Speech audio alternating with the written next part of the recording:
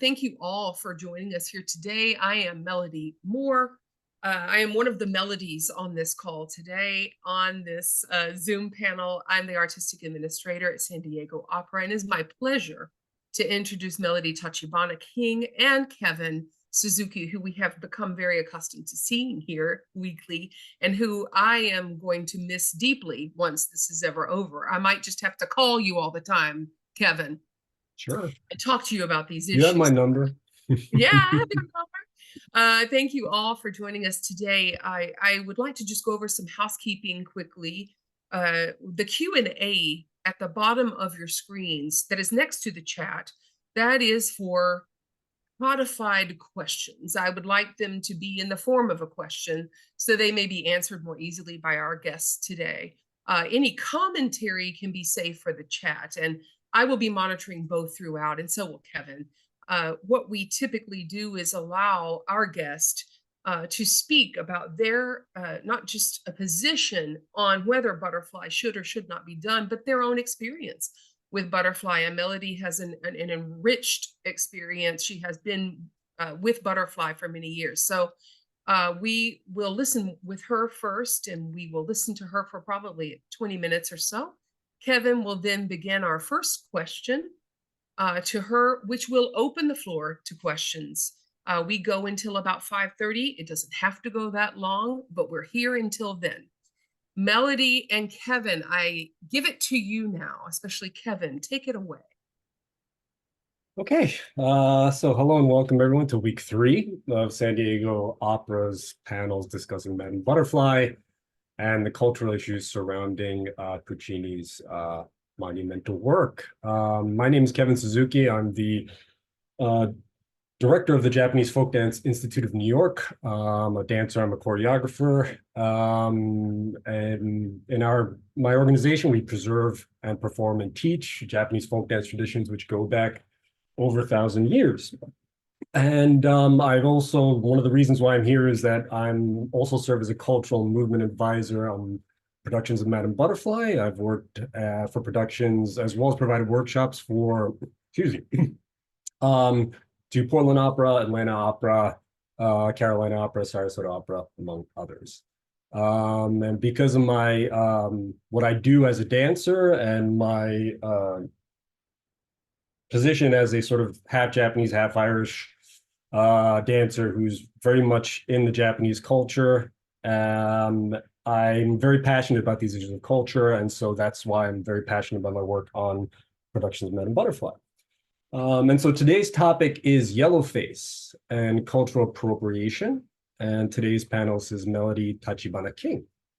Melody Tachibana King is a lyrico spinto soprano and is a graduate of New England Conservatory with a master's degree in vocal performance and with a music in education concentration. On the opera main stage, she has sung Donna Anna, Rosalind, Chow Chow San, Mimi, and La Boheme, among others. Of these, Melody is known for her authentic portrayal of Cho Cho San, which is influenced by her knowledge of Japanese culture and customs. Having spent her childhood in Japan, she is fluent in Japanese, and she brings this unique perspective of representing her culture to these productions. Melody's father is from North Carolina, and mother's from Sapporo, Japan, up in Hokkaido. Her parents' plan was to make sure that she was immersed in both her American and Japanese cultures and be fluent in both English and Japanese. Melody's childhood was filled with music as she began singing at an early age with her father, who was a self-taught pianist, and also joined the Hokkaido Broadcasting Company Boys and Girls Chorus. After she moved back to the US, she continued singing chorus, which eventually led her to opera. Most recently, Melody has been rediscovering her love for musical theater and Japanese songs. She has been curating pieces for an intimate concert themed around motherhood and enjoys combining pieces that were otherwise from separate sources to tell a story. Outside of singing, she works in OBGYN education, enjoys traveling with her family, and is a devoted mother of 2 beautiful children. So today's panel will be a little different from previous panels. In previous weeks, we've had a panelist present on a topic and then open it up for Q&A afterwards. Today is going to be a little bit different. Today is going to be a discussion between Melody and myself. And one of the reasons why we decided to do this is because Melody and I have a lot in common. We're both half Japanese. We are both also fairly culturally Japanese in our upbringing, being exposed to a lot of Japanese culture from a very young age. Even though we're kind of in different worlds in the art world, to say.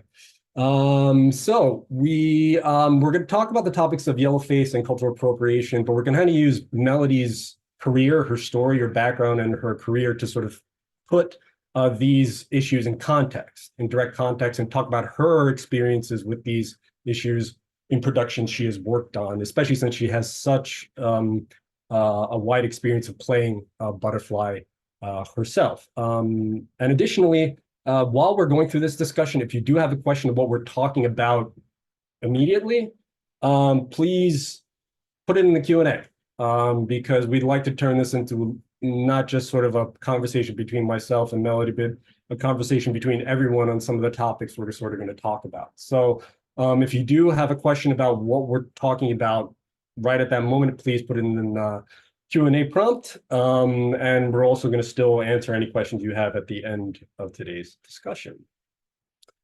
Excuse me. So as I said, Melody, I'd love to sort of begin your story at the beginning, your childhood and the culture you were brought up in, how you see yourself, how you see your identity. I'd like to begin with that story. Hi, everybody. Excuse me, my voice is sounding very hoarse right now. I'm just getting over a cold. So my parents met in Okinawa, which is the very, very southern part of Japan. Although my mom is from the northern part of Japan, she was vacationing and met my father, and they ended up getting married.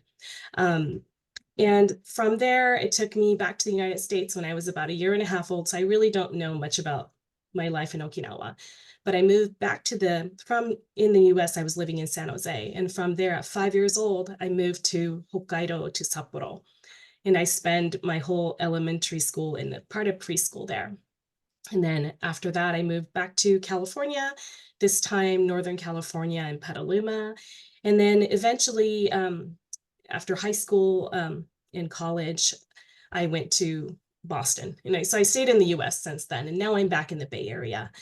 But being part of this panel, I had a lot of soul searching that happened, and a lot of like memories that came up. And I thought about this other day,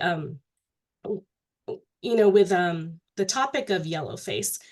The first time I saw something that represented that, it was a big shock to me because I had never seen anything like it. To me, the image of Japan is what I saw in Japan and what I had always grown up with. So to see a caricature of Japanese was very shocking. But then I thought about the time when I was 5 years old moving to Japan. And in my 5 years old mind, I was very, very worried because I did not have a kimono to wear in Japan. I only had dresses and, jeans and t-shirts. I was very worried that wasn't going to fit in because that was my image of what Japan looked like. Because at that point, I did not have any recollection of what it was like to live there. So I go to Japan, and to my, nobody was really wearing a kimono. Everybody was wearing similar clothing as me. So I was very happy. That worry was gone. But that made me think, like, what is the idea of Japan for somebody who had never been there? And if you've only seen Japan through like movies or something you see on TV or books. And at that point, I think I saw like a Japanese jidaigeki, which is like period drama. And because of that, the kimono image was stuck in my head. So growing up in Japan, going from San Jose, California, in a regular preschool that I was going to, I actually went to kindergarten for a little bit. I did not realize at the time I was the only person who was mixed Asian in the class. In fact, looking back at the picture of my kindergarten class or even preschool, there wasn't anybody like me. But it never occurred to me that I was maybe a little different than everybody else until I went to Japan, when I was faced with a sea of everybody kind of looking very similar with black hair. And, in the United States, I had all kinds of different color hair with curly hair, different texture hair, straight hair. And so I thought, oh my gosh, I look so different from everybody else. And then I started to notice there was a lot of racism that I encountered every single day. Like I would just be 6 years old, 7 years old, and walking down the street with my mom or dad, and I'd hear American, go back home. And that, I started to realize, wow, I actually might be very different from everybody else. Never realizing, my parents looked very different from my classmates' parents. And I grew up in an area of Japan that I never saw anybody who was not Japanese. I maybe saw somebody that wasn't Japanese once a year if we went to an event that was part of the Sapporo International School event, or like my grandparents would be invited to Japanese US relation events that they would go to. And once in a while, I would see somebody who wasn't Japanese. But I grew up in a place where I was just pretty much immersed in Japan without any influence of anything other than Japanese. So where I grew up in Japan, in Sapporo, although it's Japan, it's very Western in terms of like building architectures and the way the city is built. It's very different from the rest of Japan. You're not going to find the traditional castles, traditional Japanese architecture. It's very Western. Anyhow, and I have not actually been able to visit the rest of Japan to really immerse myself into the traditional architecture of Japan. But I did grow up around in a house that was somewhat traditional. My mom is one of 5 siblings, 4 are girls. And so they took tea ceremony classes and flower arrangement classes when they were growing up.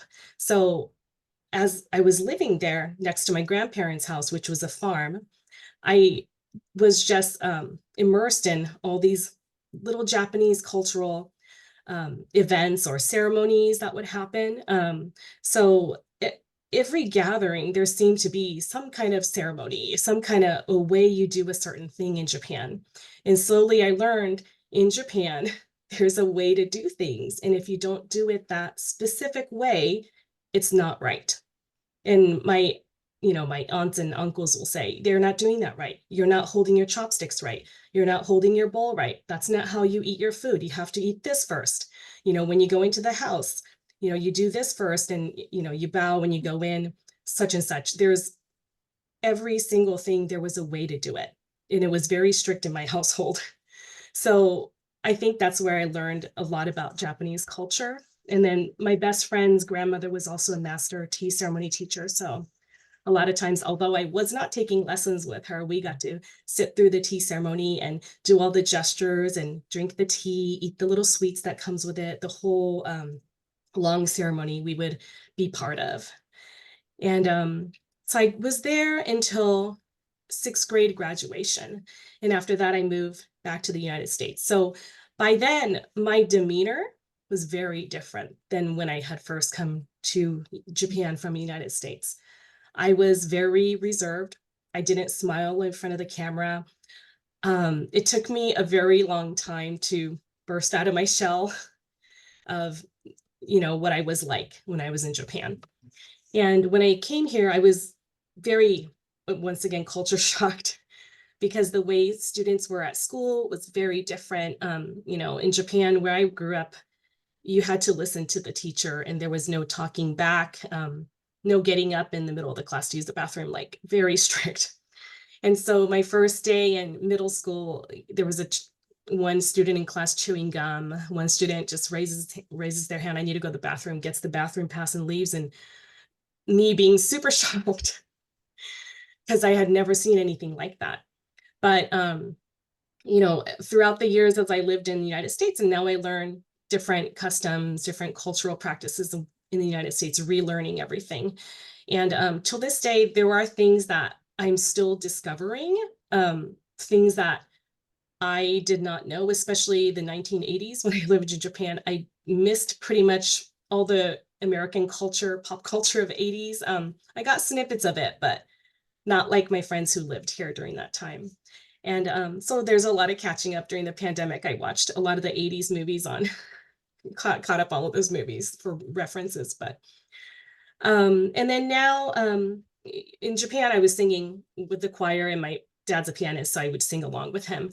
And when I got to the US, one of the things that I enjoyed doing was singing in the choir. And so I got into every single choir possible that I could in high school, like show choir, jazz choir, regular concert choir, honors choir, every choir you could think of, without any idea that I would ever go into opera. Opera was not on my mind until I got to college, and I took 1 year off from singing, and I realized how much I missed it. And that's how I got back into singing the second year of college, by taking lessons at the college. And from there, it just progressed, and I went on to get my master's in New England Conservatory, and then went into opera. But it wasn't something that I really sought. It just kind of found me. In fact, I was told you would never sing opera, like your voice isn't big enough, those kind of comments. But it changed, and I did sing opera, and I did sing Madame Butterfly and other roles. But to me, Madame Butterfly was very special because I felt like it was my chance to, bring what I knew of Japan.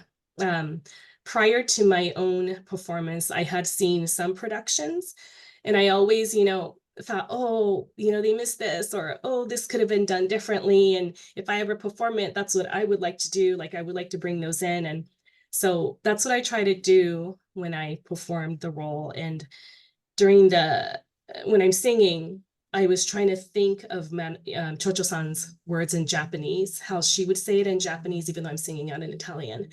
But that's what was going through my mind. And that helped me with all my gestures and the way she thinks, or the way she moves, her choices that she makes. That was all influenced by my Japanese thoughts in the words inside my head when I was performing. Yeah, and then right now I've been taking some time off from opera because I have 2 young elementary school kids. But I'm happy to be here to talk about Madame Butterfly.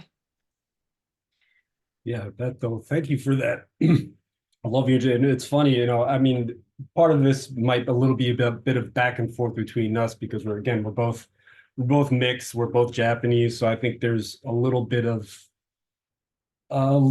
sort of connection in maybe the way we situate ourselves in the world, because it's a little bit of a precarious one, I think, sometimes for people who are mixed race. And it's some of the funny things you mentioned. Yeah, and the shock, the funny thing is I was never shocked by Yellowface just because I saw so much of it growing up in the United States. Like, I just saw anytime there was a movie where there'd be like a gang, there was always like an Asian guy who did kung fu, and then he'd have kabuki makeup on. I just saw it so often. I just kind of got very desensitized to Yellowface myself, but yeah, and especially, I find a lot of sort of connection, and we both, even though we grew up mixed, we both experienced a lot of Japanese culture as children. My mom was taught me Japanese dance from a very young age, and that's what I do now. And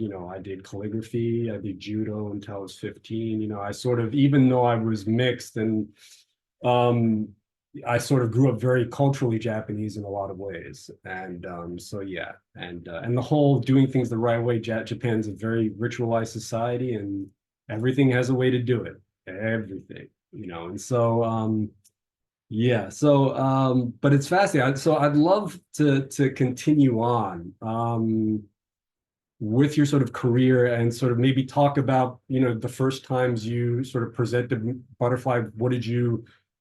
How did you see the character? How did you see the character of Butterfly? Did you find anything that you connected with her over? Not connect? Some of the other characters in the opera? Just love to let you know your thoughts with your background as to the characters in the opera. So with Butterfly, I found that I had a lot of kind of strange parallels with her. So my Japanese family in Japan, I'm the 5th generation of my family who moved to Hokkaido, but my great-great-grandfather who moved to Hokkaido came there to start an apple orchard. And he was actually supposed to be the son, like the first son of a Buddhist temple to take over the temple. But he had become Christian. He became a Methodist Christian.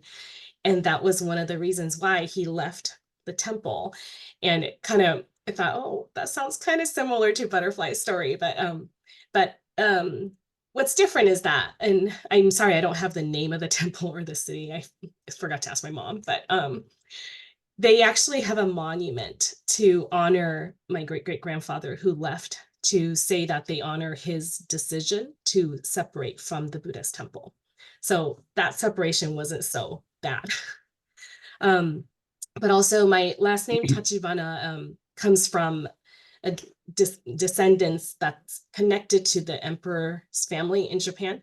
And so when I was growing up, a lot of the customs that we practice within our own household was very much from whatever that was passed down from generations prior. So we would do things that were a little bit different than some of my classmates might do. Like, for example, we on New Year's Day, we have Japanese traditional breakfast, but instead of kind of family style where you pass around the dishes, we all each get our own tray with each little tiny dishes with all the little bits of the food that we eat for New Year's. And those trays were like passed down generations and generations. So I can imagine my great-grandfather, them using those kind of trays, and the way we ate, the way, that sort of customs was all because of our Tachibana family connection that was passed down. So I found out later on that there were some things that I did that I did not realize my friends who were not in that kind of traditional household ever did. So I thought, oh, okay, there's a similarity there too, right? I think Chocho-san in the opera, it's alluded that her father, did seppuku and he was part of the Bushi class, is what I'm getting from the text. And so I thought, oh, okay, there's that. And years in 2019, I went back to Japan, and that's the last time I've been back. I want to go back, but I actually saw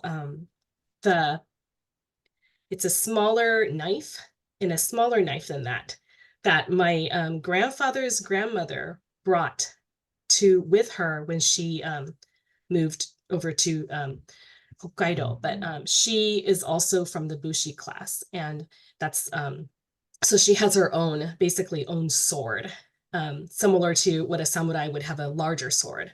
But she was from that class, so she had her own sword. I thought, wow, like maybe something like this, like Chocho-san might have had.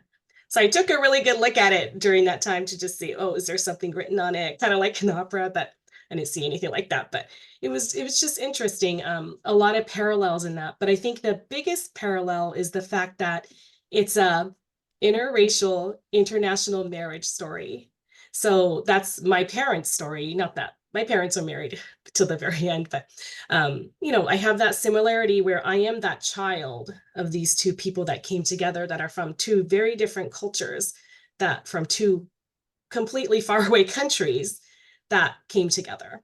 And so there's a certain type of everyday experience that we have when your parents are from completely two different places, and seeing how they work things out, seeing where they disagree, seeing how they misunderstand each other, like all of that, I feel like really shaped who I am today. I'm very open to ideas, open to try to understand everybody's perspective because of that, because I saw all the miscommunication that happens, not ill-intentioned miscommunications, but they just happen, with any marriage, but especially when you're not from the same culture. So I did think of that as well. And I know in the story, the little child doesn't really see his father until the very end. He doesn't see the interaction between the parents. But I do think that to a certain extent, she was teaching him about his father. So I'm thinking he was aware, my dad is not Japanese. He's not here. He must be different, right? And so that sort of idea, I wanted to help bring that alive in the show. Yeah, no, that's all really fascinating. You know, it's excuse me, it's, you know, especially from my perspective, just from my upbringing as well, you know, it's funny because I don't, it's, you know, again, for me, like, I never know who I am in terms of identity. It's a very confusing position to be in. And so when I watch Butterfly, I'm not thinking as much about the story of the mixed marriage as much. I'm sort of, I guess it's just because of my job, I'm really looking at the culture and making sure that it all makes sense, you know. But I never thought of um Butterfly from that perspective. That's great. And so, you know, piggybacking on that, you know, we've had a couple of weeks of other panelists with other views on Butterfly, and I know you didn't see all of the entire discussion, but I'd love to hear you sort of your opinions on the previous week's panelists and how they view Butterfly. So I didn't really watch, I couldn't watch the whole entire thing, but I definitely thought the whole doll concept was very interesting, just because dolls is such a big part of Japan, right? Just culturally, there's just so many ceremonies involving dolls, and dolls that are kept in glass cases at home, and you know, you're never supposed to take it out, keep it clean, right? Like it's not meant to be played with, although there are some dolls that are meant to be played with. And so I thought, wow, that's a really interesting idea. I would love to see that. And I was very just what's the right word? I just really thought highly of the, you know, how much research that went into all of that, because that's one of the things that I feel like I'm very Japanese in this. I don't like to share my concrete opinions. It makes me very uncomfortable. I feel like I have to be very certain and very correct to say it. And so even coming on the panel today, you know, I was a little shy about it, but anyhow, but I just applaud them, because that's really just a lot of really great work that's happening, especially for in the discussion about bringing in more, you know, Asian representation within opera and in the arts. It exists within Asia, but in the United States, Asian is a very tiny, tiny percentage of opera. So I would love to see it more representation, but more, you know, just more of a mix. So this isn't an issue anymore. You know, anybody can play anything type of, you know, places where I would love to get to, and be able to see any kind of butterfly, you know. Mhm. But yeah, there's a lot of work to do, but I'm just really thankful for the work that they have done to show, you know, what it's like right now.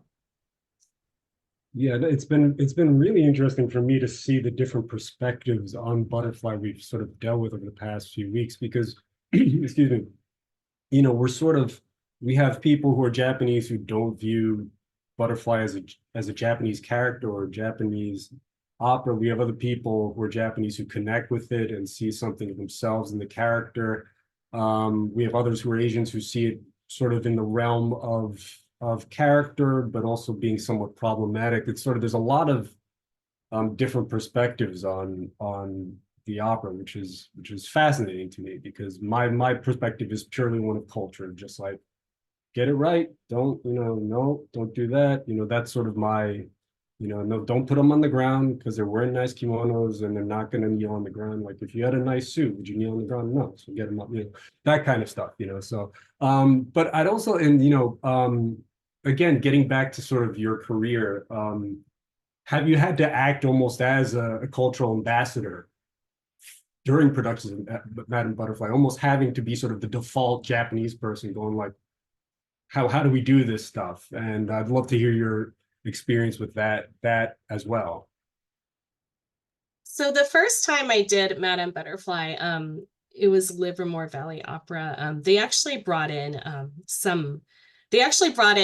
outside help in a way, which they did a tea ceremony with a group, I believe it's from Sacramento, but it's the group that, maybe it's San Francisco, but they teach tea ceremonies, and they had the whole group of the performers participate in it. There was several that got selected to actually go through the ceremony, but everybody got to watch the actual ceremony and really see what a kimono looks like on a person, and how it moves when you walk, that sort of thing.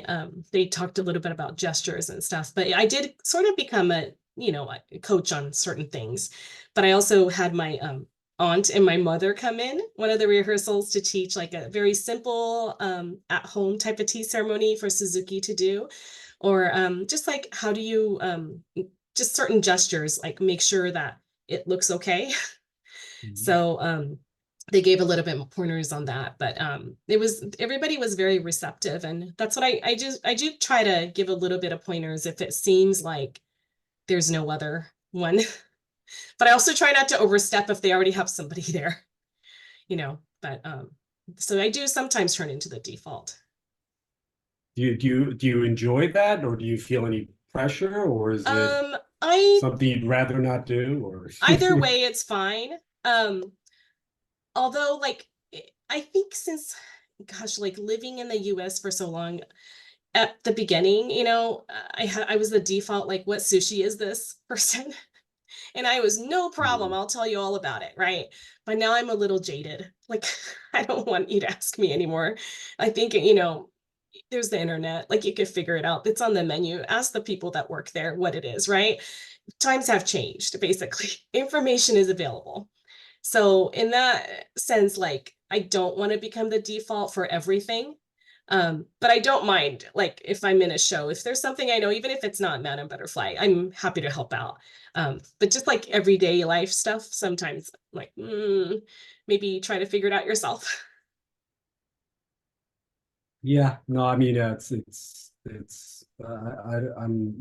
been asked what my favorite anime is more times than I can count. And to be honest, sometimes I feel like the knowledge makes things less fun because you can't mess with people once in a while. But anyway, we'll move on from that. But I understand what you're saying, that it's sort of, in your normal life, yeah, but in terms of a professional context, helping sort of a colleague to sort of be able to do something right. And that one of the things I think that a lot of people don't understand about Japanese culture is how ritualized it is. There's a right way to do everything. And if you don't come from that culture, you really don't understand it. And whether it's how you say hello to somebody who's older, how you say hello to somebody who's younger. If you're a servant, how do you bow? If you're not a servant, how do you bow? There's rules about all of it. And I think for some people it's such a foreign culture, it's such a foreign idea to have this much ritual built into your life. It's almost, I think it's overwhelming sometimes, I think, for some of the people who perform in Butterfly. I have a question. Wonderful. We'll sort of go to Melody and Kim. Okay, yeah. So talk about this person, Susan Spoto, is asking about costuming. So she's asking us to comment on the costuming with the Madame Butterfly. My only experience was being dressed as a Maiko on a visit to Kyoto. It was quite uncomfortable. Thank you.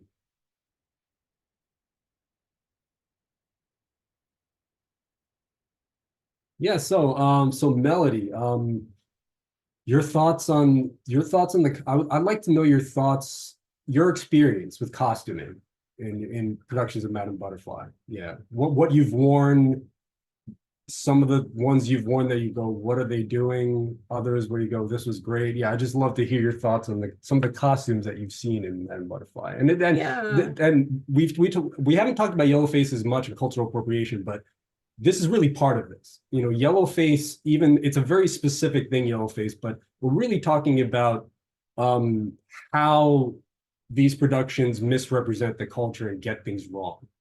And a lot of times it's based on ignorance, sometimes it's based on willful ignorance. And so even though we're not speaking specifically about Yellowface, by talking about costumes, we're talking about some of the same issues that are brought up with Yellowface, and some of the issues with costumings is just as egregious as, you know, the makeup. So yeah, so I just love to hear your thoughts on some of the costumes you've worn in productions of Butterfly. So some of them were fantastic. They weren't real, I would not say they were real kimonos that I would ever wear out if I was in Japan. But they were great on stage, you know, they look good. But sometimes uh, they weren't quite what you would wear, but it was what it was. And if it was really bad, I would just bring my own, one of my less expensive kimonos that I already owned, because it was either too short or like not fitting right. It was not really built like a kimono. There's, you know, costumes, a lot of costumes like that. So I do own a lot of my own costumes because of it for Madame Butterfly. But you know, I think a lot of times like the people are just pulling from costume shops or borrowing from another place, but those costumes were not necessarily made with a lot of, you know, thought behind everything, right? With the expertise in mind. So that's what I find is being used a lot, unless somebody's coming up with a whole different new wardrobe. I think it's kind of where companies are pulling from. And what I do find interesting is like why a lot of the companies defaulted to wearing kimono, but I don't know. I could see her walking up that hill in a Western dress, you know. Maybe her friends are wearing kimonos, but I could see Butterfly walking up that hill in her Western dress with her hidden cross and wearing her Western dress every single day. And you know, I'm kind of wish that kind of take was on it, because a lot of times when you go into a marriage like this, you try to adapt the customs of the other person. And so that's why I could see it that way. But yeah, in terms of kimonos, it's kind of hit or miss, I would say altogether.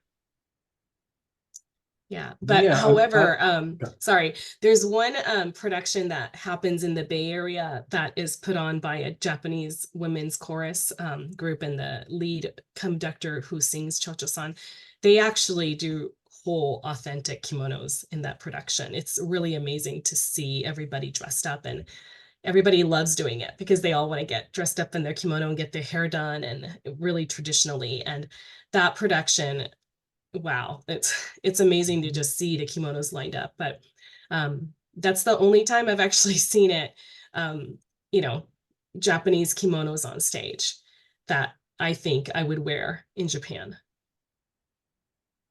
Yeah, no, it's, you know, just because, again, because of the work I do, I've seen everything. And, you know, usually they get, the opera company gets a costume package that most opera companies don't have their own costume package. So they're usually borrowing something from another company, you know, and those are all of all various quality. I've seen some really bad ones.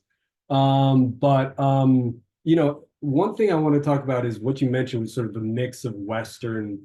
You know, one of the things you have to remember, you know, and this is why knowledge and understanding history and understanding culture is important. At the time that Butterfly is taking place, Japan's going through a transition. It's going away from traditional Japan to this modern imperialistic, you know, industrialized machine. So a lot of particularly the men are dressing in Western costume. So if you have a production of Madame Butterfly and you put Yamadori and you put the Register and you put them all in 19th century American or American clothing, that's fine because that makes sense. It's not, you're not offending anybody because you're actually paying attention to the actual history of the time. You know, so understanding these things actually gives you a perspective that you don't have, where you actually have some freedom with some of the stuff.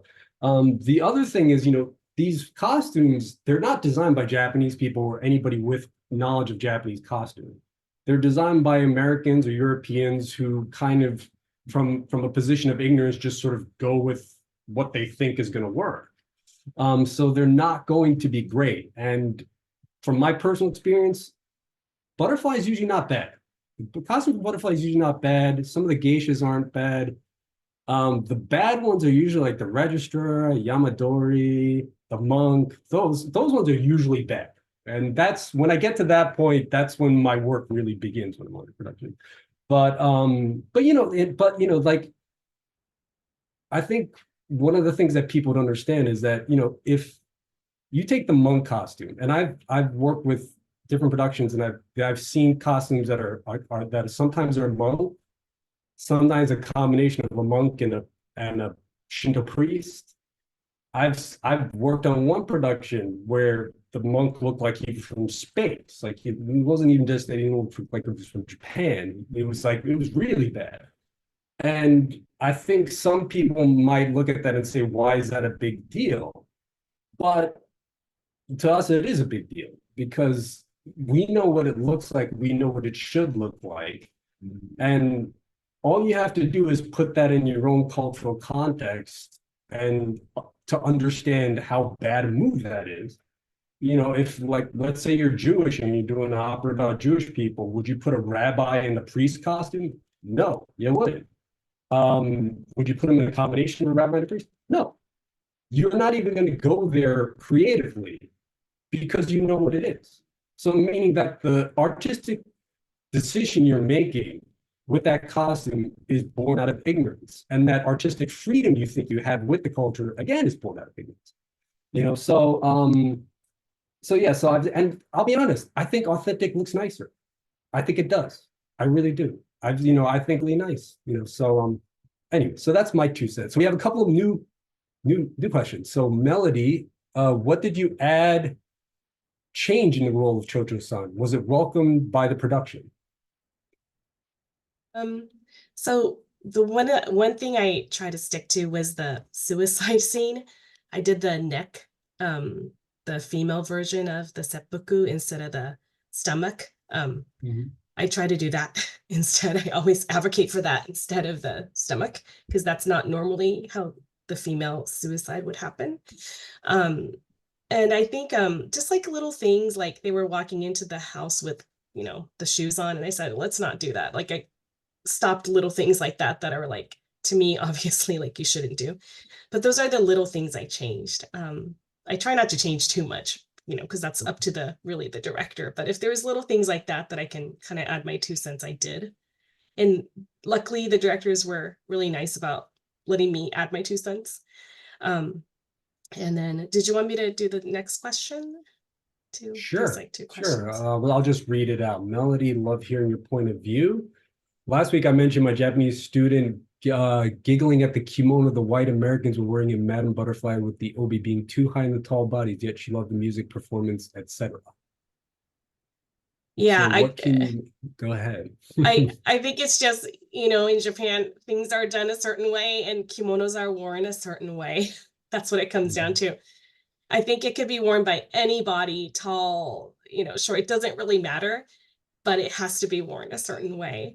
And that it must have been a little bit misplaced. And from a person's, eye that grew up in Japan, we know where it's supposed to be. So I could see they were going, oh, that's a little different, right?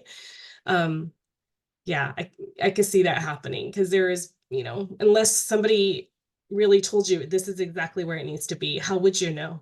Right? How would we know that's where exactly it's supposed to be? It's not supposed to be cinched either, right? It's supposed to be like a very just straight down, no like cinching in at all. In fact, I used to get added like towels in my abdomen area just so that it doesn't go in.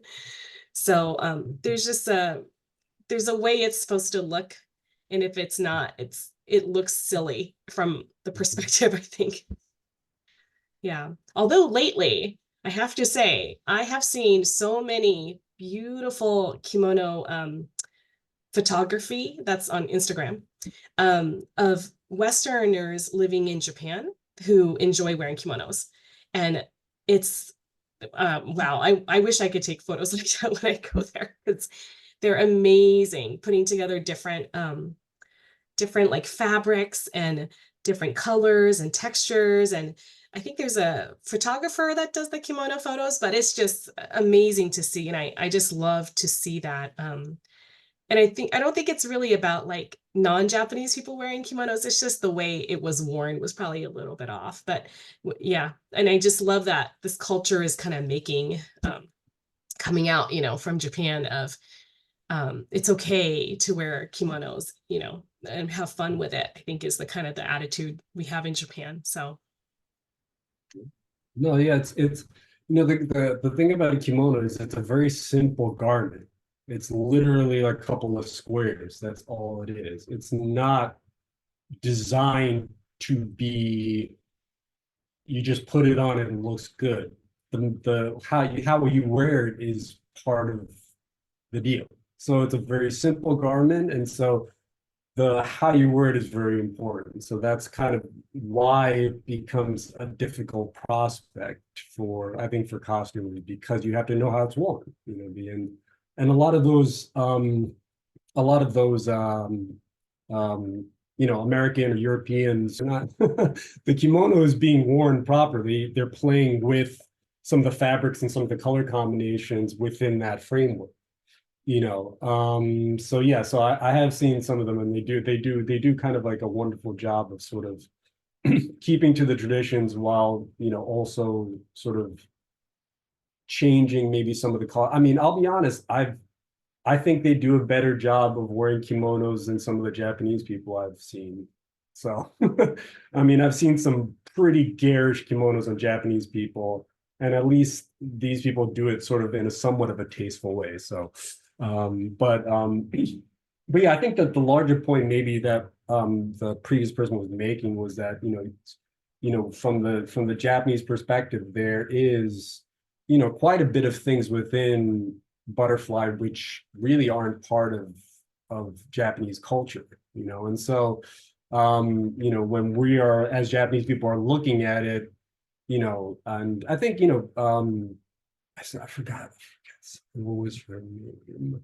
Last week's Yuki Izumihara. So she brought in, her perspective was one that it's not a Japanese opera at all. And she may have a point. It is written by a European. It is,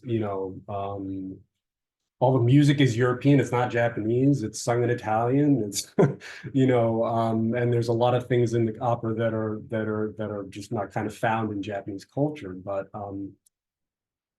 yeah, so maybe from our perspective, it's almost like looking at sort of some sort of anomaly or something you're looking at an alternate universe version of your own culture, and it kind of it's almost like a trip in a weird way, but yeah. So yeah. Melody, Okay. If you have, yeah. I wonder if I could ask to exactly that point. I've always wondered about the tray that comes out when she is introducing herself and her ways, I suppose, to Pinkerton, and the way that he fondles, basically like baubles, those items. Do you find that the tray with the items, was that interesting to you? Did you think to yourself, why? Yo toqué la pipa, una ventura, and all of those items, would they be on that tray? Is that something that you thought was odd? And did you change anything about that, or make a suggestion?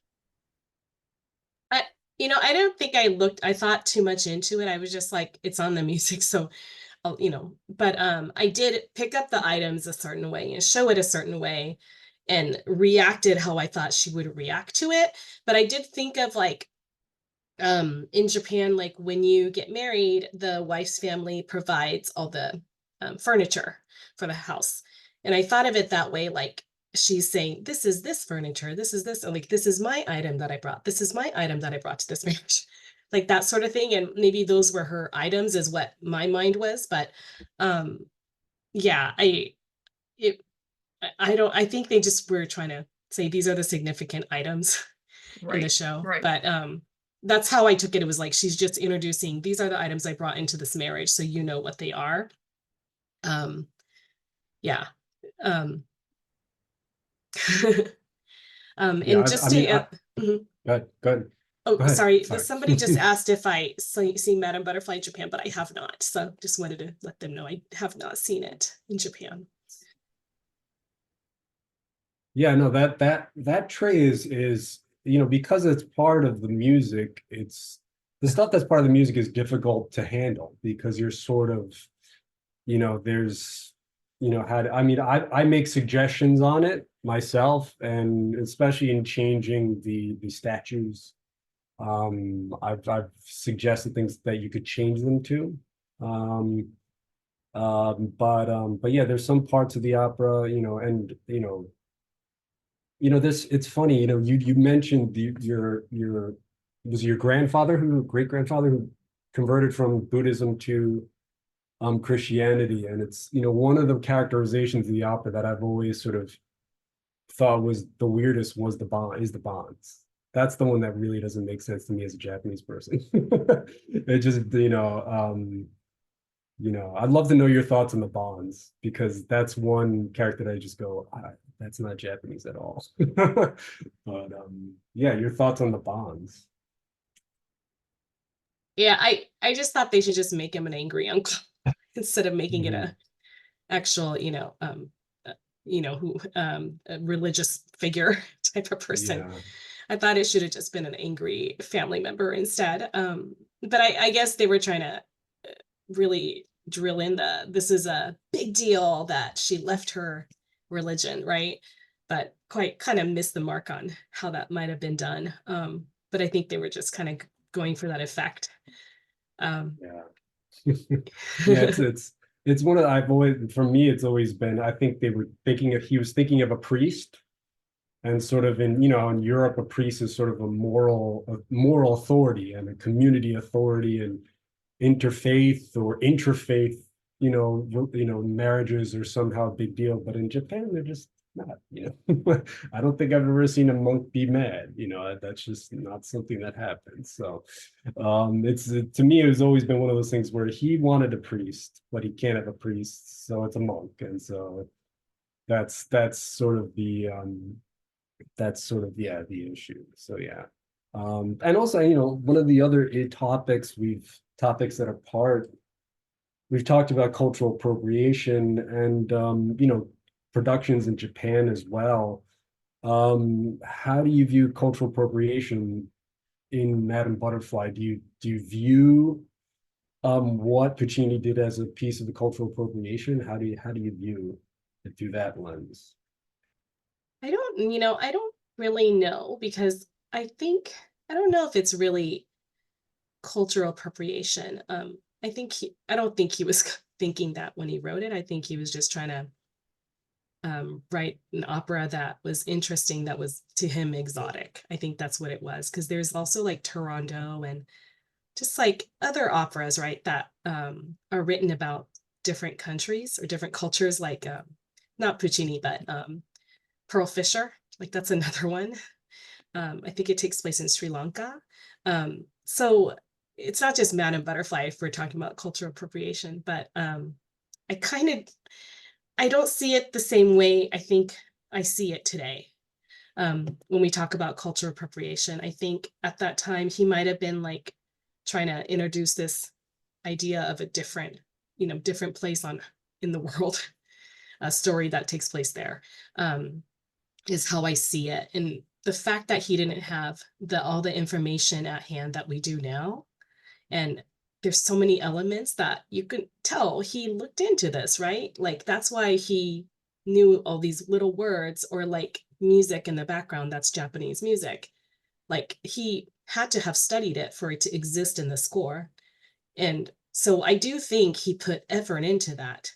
Um, and I think when we talk about cultural appropriation, I think it's more like it was a way of him appreciating it in a way, although I don't think he's ever been to Japan, but in a way, trying to appreciate this very different culture from where he's from. But also, I also see it as kind of an anti-American opera as well at the same time. So yeah, I don't know, if he even thought of any of this, but that's how I see it. And yeah, I think it's more of coming from an appreciation place. I don't think he was trying to make fun of anything.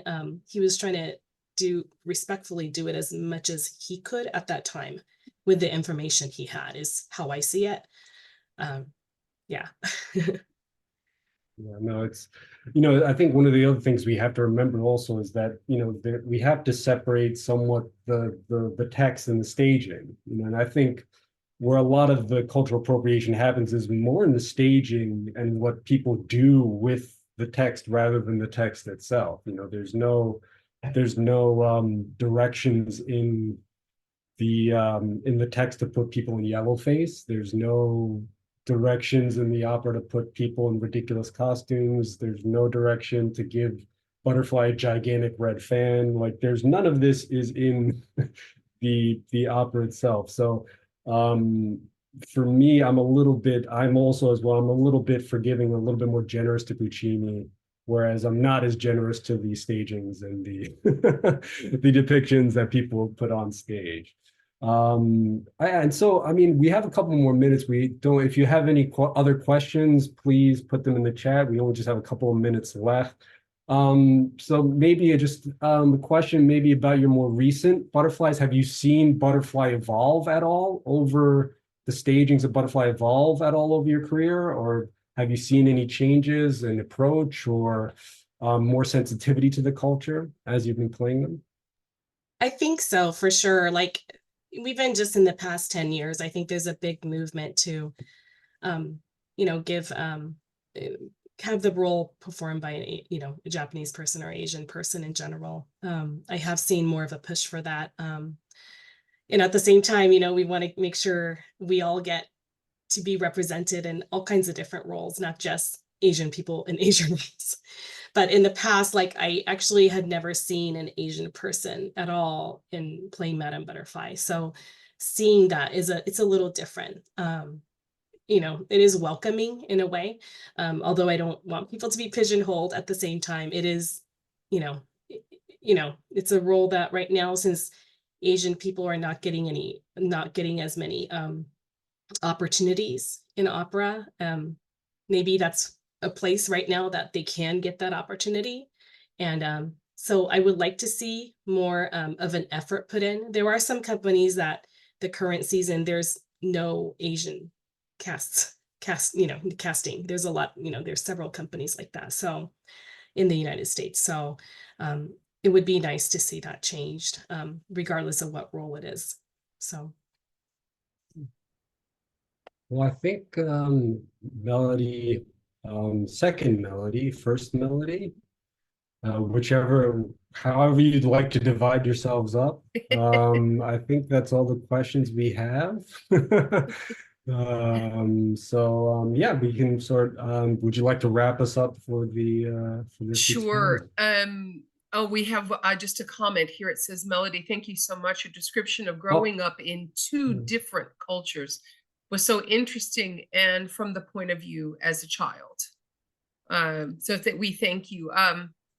I knew today would be just a little bit more informal and possibly would end a little sooner. And I do want you, Melody, to take good care of yourself with your cold. I know that you're doing your best, but I think it'd be best for you to rest. And I thank you so much for answering our questions, for being here with us today, for being such an open spirit. I would love to hear your butterfly. And so I might be texting you separately saying, send clips. Thank you so much, Kevin. And we will see you again next week. Next week, we do have Margaret Ozaki Graves. She's from Central City Opera. She's also an educator there, and she is also going to have a co-host with her going through, I believe we're talking, I forget, Kevin, next week is the topic imperialism? American exceptionalism, I think it is. American exceptionalism within the opera. It's America, colonialism, expansionism, and American exception. Yeah. Yeah, big topic. So thank you both, and we will see you all next week, and much love. Thank you, Kevin. Bye-bye.